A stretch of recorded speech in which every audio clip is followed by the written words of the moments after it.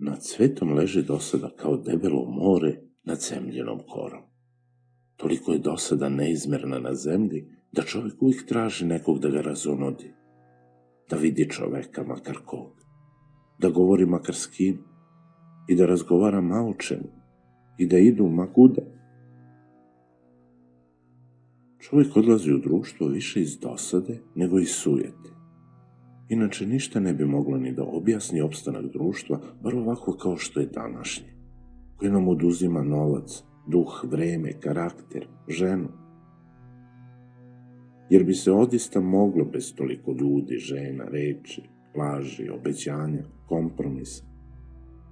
Ovako društvo, to je nesrećni svijet koji sam sebi zagorčava život, kao kockar i pijanica. Ovakav društveni čovjek, to je za polovinu propalica. Govori kad ne treba, laže bez povoda, udvara se bez potrebe, igra bez volje, peva bez glasa, besedi bez duha i cilja. Drugi se iz dosade žene i razvode. Putuju sa psetom, druguju s konjem, spavaju s mačkom.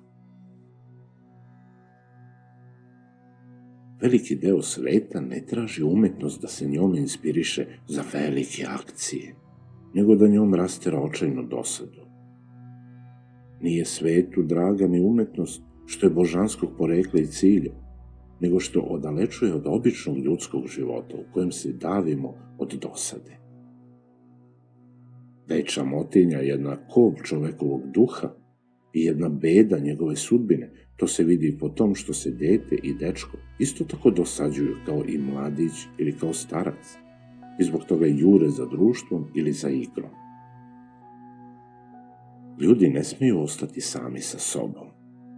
Često vole čak i društvo glupaka i nevaljalaca, čak i svog protivnika, nego da trpe samoću, a to znači društvo samog sebe. Ovo je zaista najgorči paradoks. Naporni sportovi, traženje duhovitosti bufona i učenosti šarlatana dolaze samo iz očajne dosade. Žena je najbolji spasilac od čamotinje.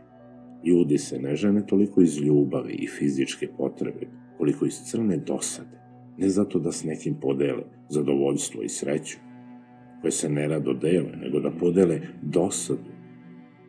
I žena izneverava muža više iz dosade nego iz perverzije, kao što njoj to isto radi i njen čovjek.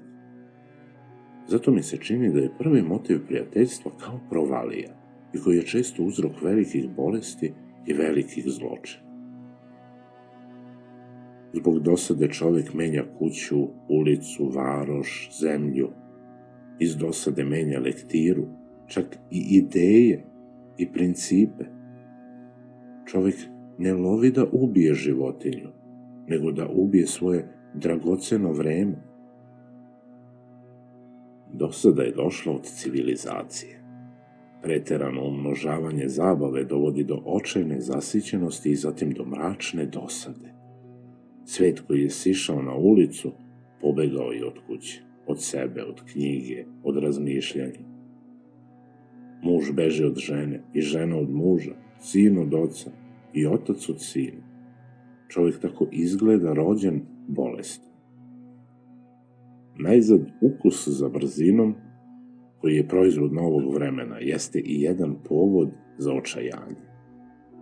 Čovjek broji sate kao nikad pre, kada je znao danju za vreme samo po sunčanom satu ili noću po kretanju zvezda. Čovjek danas ima jedan sat koji izbija na zvonari, drugi na zidu svoje sobe, treći na svom stolu za rad, četvrti na ruci ili u džepu. Civilizacija je bacila unazad religiju, koja je nekad bila dovoljna za život na zemlji.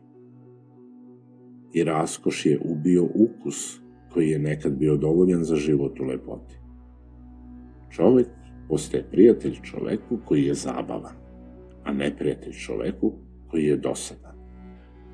Čovjek se hvali najviše onim čovekom ili onim gradom koji su mu omogućili da brže satre svoje sate i dane, jer su svi dani i sati dosadni. Danas ljudi izmišljaju mašine koje govore i kutije koje pevaju, i te sprave puštamo da govore i pevaju ne samo kad smo sami, nego i kad smo u društvu, pošto nam sad više ni društvo nije dovoljno. Čovjek ima 100 veza s ljudima za koje misli da su prijateljske, a koje to nisu, nego samo po izgledu. Ljudi se dopisuju među sobom, dele međusobno sve slučajeve, ali ne iz osjećanja prijateljstva, nego opet iz osjećaja gorke dosade. Ni najbolji odnosi s ljudima nisu samo čista prijateljstva. Prijateljstvo ima svoje zakone, stroge i apsolutne, zato što su osnovani na snazi krvi koliko i na sili uverenja. Društvo je čovjek izmislio da se odaleči od ozbiljnih razmišljanja koje odvode u ono što je bolno i teško. A to je filozofija o životu. Seneka je to osjećao kad je govorio protiv samoće koja pokvari čovjekov karakter.